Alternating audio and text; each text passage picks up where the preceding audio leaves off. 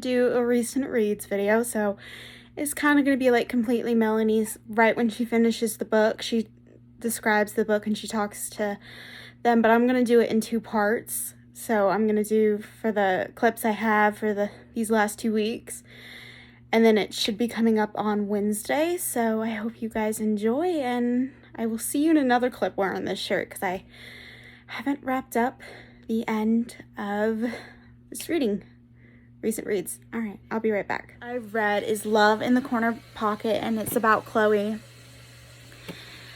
and her struggles. She's basically in a love square with her best friend Bridget, Alex, and Theo. It's supposed to be about a pool competition, or like it does talk about the competition, but it's barely there. You barely get scenes of that. And like on the back of the book, like it made it such a big deal about the competition, but you barely get scenes about the competition. Her relationship with her best friend Bridget is very unhealthy, very toxic. The girl gives her negative compliments, and she does some awful stuff to her. She'll be like, "Oh, well, Alex is not gonna like you. He met me, and you don't have a chance now that he's met me." I hated Bridget. Honestly, that trope, the book did come out in 2008. I hate the mean girl trope. I mean, sometimes if it's like a mean girl and then a redemption trope, like, I don't know. I just really hated her. And she was toxic, and she was like the popular girl. I did not like Alex. He basically uses Chloe to kind of get ahead and takes her moves for the pool competition. I did not like him. He was dating both her and Bridget, but Bridget was his main focus, but he was using Chloe, and Bridget was like, "Well, I need you to drop out of the competition," like basically blackmailing her. There's probably spoilers, I mean, and with me saying this stuff. Theo is her friend, and her other friends are like, "Hey, why don't you date Theo? He's such a nice guy." And she's like, "No, I don't want to lose my friend," but she does get kind of jealous in the beginning of the book about him dating this, kind of going on dates with a girl named Liza, or Liz or something. It talked about her. She was like a really good friend of Bridget, but I guess.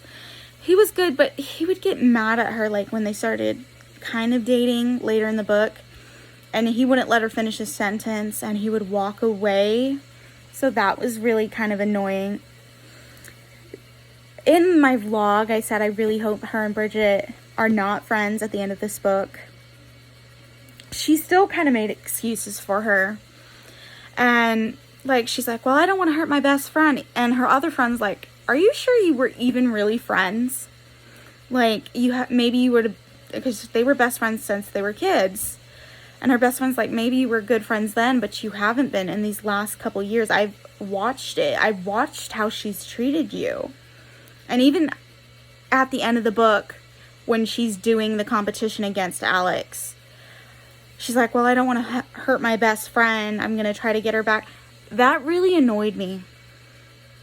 Because, like, she did start seeing the behavior, but she's like, "Oh, I'm going to be her best friend." I don't know. It really annoyed me. It did come out in, like, 2008. So, it's very tropey, and there are some tropes I don't like. But I'm glad I read it, because I've read previously from Marlene, Prez, and I think the series that I'm currently reading is, like, Dead Like Me.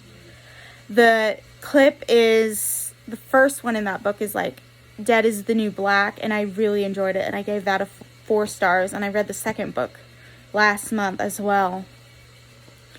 And I like that series, and I know some of them are rereads because I never finished reading this series, so I'm going back and reading the first 3, and then reading all the new books. I do know she has a new book either coming out this year or next year, so I'm gonna read that, but I'm gonna unhaul this. I'm never gonna reread it, and I don't want it to sit on my shelf. I don't want it to kind of sit on my shelf and like wasting away when someone probably will like it. Maybe a preteen will like this book. I don't know. Even though they are in high school, I feel like it was more for like preteens or like middle graders in that demographic, because it reads young, even though it's YA. I believe it reads young, even though the characters are 16. So the other book kind of reads older. Her other series kind of reads older, so that's probably why I like it. The second book I've read so far in this month is In This Ravenous Dark, and I gave it a 4.5. I absolutely loved it. So Rovin's story, I believe that's how you say her name. She's basically a blood mage in hiding. Her father told her never to be discovered, and she gets discovered for a situation, and then she ends up going, I guess, the council or the king, and they basically give her a guardian. I cannot pronounce his name because of my dyslexia, so I just call him the guardian. And she hates him. She hates guardians. She finds them sick, and it's twisted. Like, they're not meant to be there.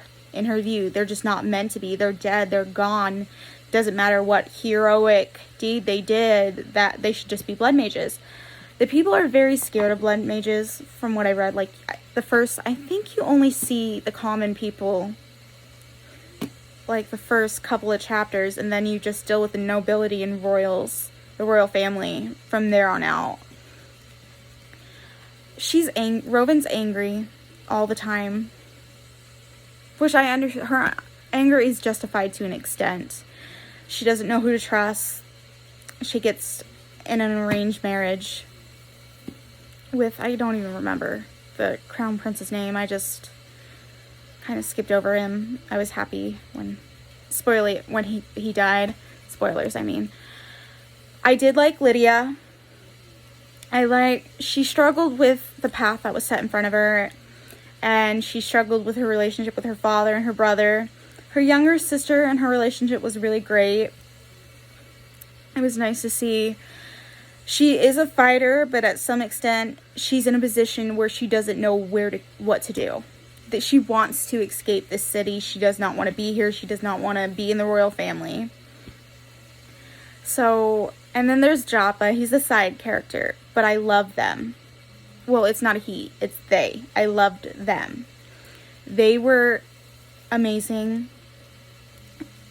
I love the rep in this book. It's amazing. The sexuality rep, talking about love. It's so beautifully written about love, and I love it. It is kind of polyamorous. I saw it on Goodreads, and the ending kind of explained it is polyamorous. I was fine with it. I absolutely love this book. But the reason why I didn't get a 5 stars and a 4.5 is I guessed so many plot points, and I just kind of wanted to be surprised or wrong. But it's so fast paced. Each time I had to put it down, I did not want to put it down. I struggled with even, like, going to bed or putting it down, and it lifted my mood, and it's a really great read. And I'm here to wrap up The House of Hollow. It's the 3rd book I've read in September so far. I gave it a 3 stars. I would skim read most of it, and then I would have to go back. I found the middle bit interesting, and I liked the ending. I think what this book needed is, like, to have perspectives of at least not just Iris. I think it needed the perspective of Vivi, and maybe in the start of the book it needed a perspective from the sister Gray. I don't know, it wasn't enough. I felt like it could have been more, like it could have been really great, but there wasn't much details, or like you would get to a plot point or would skim over that plot point. I don't know, it's not for me. I'm pretty sure other people will probably really enjoy this book. It's just not my cup of tea. It was interesting, and I'm glad to have at least tried to read it and not DNF the book, but that's all for now. I will update you when I wrap up another book. See you in a little bit. Hi, I'm here to wrap up Love on the Lifts by Rachel Hawkins. So I gave the book a 4-star, but it is a 3-star. The 4-star is nostalgic read. I read it when I was in junior high. It's a cute cover. After this clip, I'll insert the cover in the video. It's about Kate and her friends were promised this condo over the winter vacation by her aunt. Well, her aunt also promised the condo to her brother. So a group of 3 girls and 3 guys move into the condo. Kate met one of her brother's roommate at college, and Brad, he is a tool, but she's like, oh, I just like him. He's so hot and shallow. She doesn't even know him. She took a photo of him and her brother like the first day of college. So she does not know him, but she's like, oh, I like him. Her friends kind of have a, oh, we're going to kind of hook you up with him plan, and then it kind of goes crazy. Well, Joe is a guy who lives across the hall from her brother in college, and he saw her on the first day when she dropped off her brother and she didn't see him. She was walking with her parents and laughing, and she was happy, and he thought she was so beautiful, and that was so cute. And like, he hints at her and she tries to hook him up with other guys. She doesn't really get it, and then she starts kind of having feelings for him, and then it kind of goes down the loop. And but I think the book came out in 2005, so it does kind of have some tropes of the fighting and not understanding and not being able to communicate. But it was just a fun read. It's just what I wanted. It's just what I needed for today. I will show you the cover after this clip, but it's really fun, and it's 223 pages, I believe. It was a really fast read as well. Well, I will see you in the next clip. I am here to wrap up this recent reads with 2 more reads I've read in the first 2 weeks of the month. I read the X Hex. I gave it 5 stars. I'm not going to go much into it because I have a separate mini vlog, my review, and everything else. I also have, which I just finished today, is Lodestar. I cried. The endings of the last 2 books in the series that I read, 4 and 5, has made me physically, emotionally cry like a little baby. I get so upset. It's written so beautifully. It's 5 stars. The reviews, and like, it gets mature each book. She's 14 in this book. So it gets more mature, even though it's still considered middle grade. It gets more mature each book. And the scenes and the situations the kids get in, and it's heartbreaking what they have to deal with, and what they lose and what they gain. And I liked in this one that we met some of the other leaders, like more of the world's different species. So I'm very glad to have read it. I really wish I could scrap my TBR and get the next book, but I'm not going to do that. I am going to hold off, even though I really, really want to read book 6. And book 6 is called Nightfall. Honestly, I love these books. It's a brilliant middle grade, and it does get more mature. The scenes get more mature, and Sophie, the situation she's been in and everything, it's a lot thrusted on. When the series started, I believe she was 12. It's a lot thrusted on a young kid. So I have to admit, it's amazing, and I hope you guys check it out. But that's it for my recent reads video.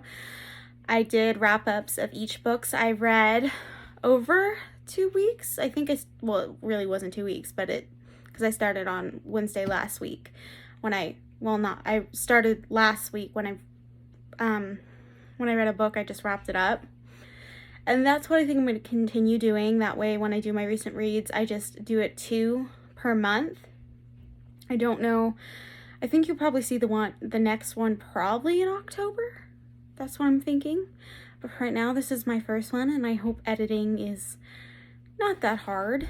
But I do hope you guys had amazing first 2 weeks of September reading, and the readathons, Back to Spogopoly, the magical readathon, Aurelium, I want to say. Well, I've had fun reading these books, even with the hard times I've had. And they've been really amazing. The ones I've read that were good have been amazing, but I've enjoyed everything else, and I have enjoyed talking to you about these books. I will see you in the next video. Bye!